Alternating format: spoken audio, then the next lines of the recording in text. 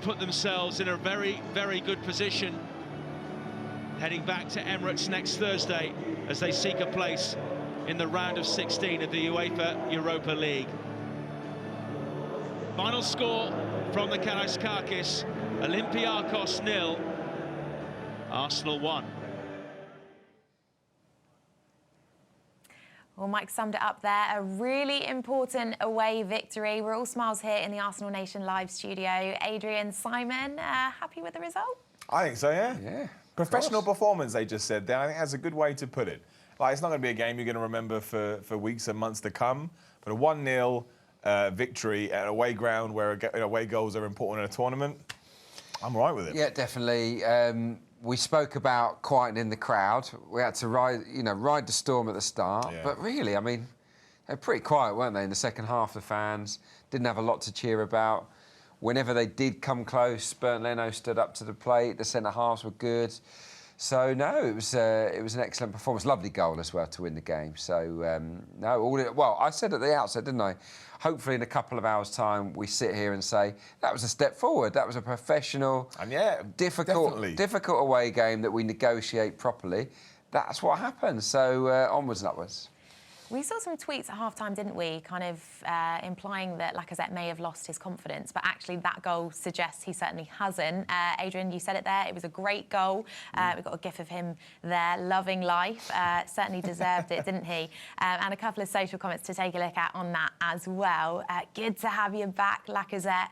And another one on this, Saka, Laca, boom. Yeah, an unbelievable cross from Saka, who's just been amazing again. What a talent he is.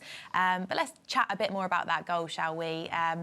Certainly no lack of confidence, it seems, with Lacazette. No, I mean, you know, it was laid up on a plate for them in many ways, but you've got to be in the right position. You've got to know when the ball's going to come in. Still got the goalkeeper and one defender to try and get round. So there's a lot of things that went into it. And again, we were talking about, I think we said Lacazette had 5 chances, you know, on goal this evening. He got his 1 goal. I'm all right with that. If we come away with the result when he got his goal, at least he's putting himself in the positions to get that statistic to begin with. If he wasn't there at all, that's when you start getting worried. He was a key figure in the game, wasn't he? He did more than just, you know. Most chances fell to Lacazette. I think he could easily have had a hat-trick. And the key difference for me in the goal is Aubameyang was on the left, and we spoke about that at half-time, how we didn't think it really suited him on the right. He switched to the left. It was a big switch of play to him, and the underlap. So it's a... yeah, he just makes a good run inside him, does Bukayo Saka, plays with his head up. That's the absolute key in that moment. A lot of players would just whack it across the face of goal, but he's looking up, he's thinking, yeah, I'm just going to pass it across the face of goal. And Lacazette couldn't miss, but the run was good from Lacazette. Yeah, you've got to get yourself there, and you've got to get yourself not too early, not too late. You know, yeah, it was just a nice looking goal. I like it. I like a switch of play. I love a little underlap, and you know, when a wide man just lays one on the plate. Yeah, it was good. It was quality play. Yeah, it certainly was. And we did mention he did have more chances, but that 1 goal was all we needed. He's done the job. It was extremely crucial goal. And you guys at home have been highlighting the importance of that away goal. Crucial Arsenal away goal. Laca, absolutely loving his work. And one here from Henry. Away goal for the Arsenal, much needed.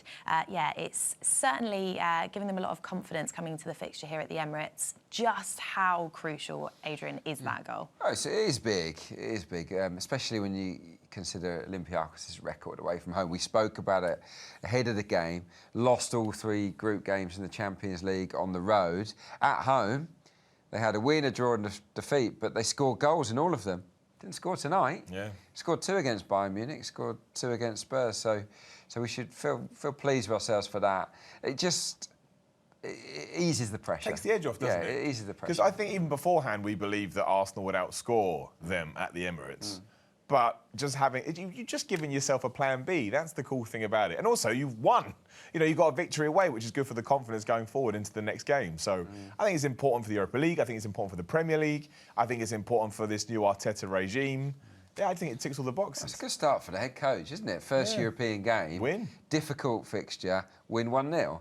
I mean, it's a dream, really, for a coach. So he'll get the plane back later, I think, you know, feeling, job done, happy. And hey, still unbeaten in 2020. Exactly. Happy Keep days. it bringing. Keep it bringing. Right, we're going to take a look at some more social comments in just a moment. But for now, I want to ask you guys, Who was your man of the match? There was a few standout performances there, but who in particular caught your eye today? Mine would actually be Leno. I would give it to Leno. He made so many crucial saves in the first half, one at the end of the second half, and he was, you know, Olympiacos could have scored. You know, they did have opportunities to do so, and the main reason they didn't was because of him. I mean, that ties into the discussion we were having at the start of the show with the shift in the keeper in terms of the Europa League. He did his job wonderfully. You know, we could have very well be in a scenario where, oh, thank goodness Lacazette scores and make it 1-1 or even 2-1. But the reason that didn't happen is Leno. So, again, I think overall, Arsenal went on the back foot so much when the game was over, but there was a lot of that. And the reason they were able to eventually push on was because of Leno. So I'd give it to him. Yeah, me too. Yeah, I think Leno has to get man of the match. He was really good. So, yeah, a terrific performance from him. Of the outfield players, probably the two centre-backs, really. They stood Louise, up. I thought was good, yeah. Louise Yeah, they really stood up pretty well. Didn't really make any mistakes. I remember one loose pass from Mustafi playing out from the back. But they were solid. And you need strong characters. We said, didn't we, ahead of the game, it's a night for men, really, in a difficult atmosphere. You have to stand up. And you don't have to be old to be a man. I class Bukayo Saka as a man, because I think he's a player with a strong character. He's calm as well. He's not fazed by anything, and that was the key ingredient tonight. Not to be fazed by everything around you, just concentrate on the game, and they did a great job of that, I thought. So Leno gets your vote, and it seems that he gets your vote at home as well. We've had loads of love for him coming in across our social channels. Leno is the best keeper in the league. I don't even care. Love that one. And another one here. Leno is the most underrated goalkeeper in the world. So he's certainly impressing as well. And we've got another tweet to take a look at. Adrian, you mentioned Saka in your chat just there. Saka has now provided 9 assists across all competitions this season, more than any other Arsenal player. Just a reminder, he's only 18 years old. And add to that, he's an 18-year-old playing in his second favourite position. He's not playing his best position. Absolutely. So, yeah. It's a talent. And it's easy to forget that, actually, given how, as you said, calm and collected he looks. He's comfortable on the ball, and just, you forget the guy's 18 years old. He could be 28 and be a vastly experienced winger, because that's what he is. He is a winger. He could be 28, played 200, 300 games, and be a bag of nerves, asked to play left-back in the Europa League against these top-quality teams. He's not. He's just taking it in his stride. I did speak to one of the coaches at the academy last week, and he said that he has actually played in the past for England's youth teams at left-back, at wing-back. So it's something that's not totally alien to him. But I know that he himself wants to be a winger. So...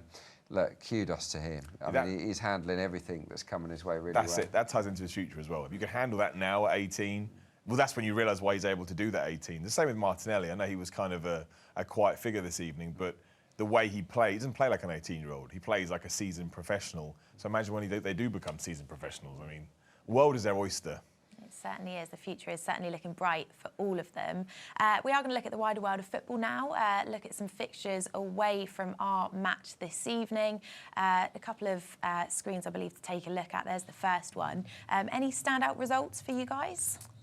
Inter Milan winning. I thought we spoke about them being the bookies' favourites. Won it late as well, which kind of shows that they'll get the job done. Yeah, interesting that Frankfurt, who Arsenal were beaten by here, but won comprehensively over there, didn't we? They beat good, much fancied Red Bull Salzburg 4-1. That's a big result, and I actually pointed out earlier, didn't we? Yeah, amazing. Lost to Getafe. I mean, they have obviously, as Adrian said, like they sold their big players in the summer, but usually find a way to bounce back. But this year, not really finding their feet at all outside of the league, anyway. And there's the second page of results there. Well, the Wolves score. I know Espanyol aren't ideal, but I tell you, man, Wolves just. Well, you said how dangerous they were pre-match, didn't you? They are on a roll right now, and they are someone to not only watch out for here, but in that quest for top 4.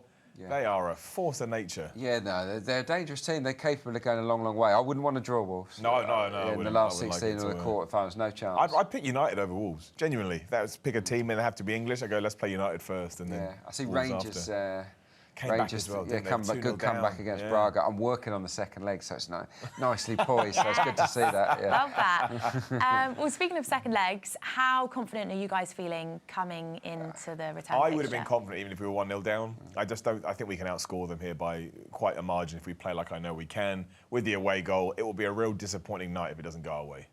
Yeah, no, yeah, it'd be a huge shock if Arsenal don't progress. So, yeah, I think that we'll win again in the second leg, and it'll be fairly serene progress into the last 16. I hope so, anyway. Yeah, it'd be nice, wouldn't it? It'd be nice. Well, that's about it from us here in the Arsenal Nation Live studio. But we are going to finish the show in the same way that we always do. We're going to come to you guys for your one-word summary on the match this evening. Yeah. Professional. There you go. That's how I started this bit off, which I stole. Yeah. But hang on, just get my thesaurus out. What's another word for professional? Top bins. Business-like nice. Performance. Yeah. Business-like. I like those. Business-like and professional. That's maybe 2 words, but we'll let you off. I know where you were going. Come on, Ken. Hyphenated. We'll let you off. Well, Adrian, Simon, thank you so much for joining me in the studio. Always a laugh working with you guys. Now, don't forget you can catch Arsenal Nation Live this weekend. Of course, we are back in action at the Emirates as we take on Everton. Make sure you tune in from 3:45. We'll see you then.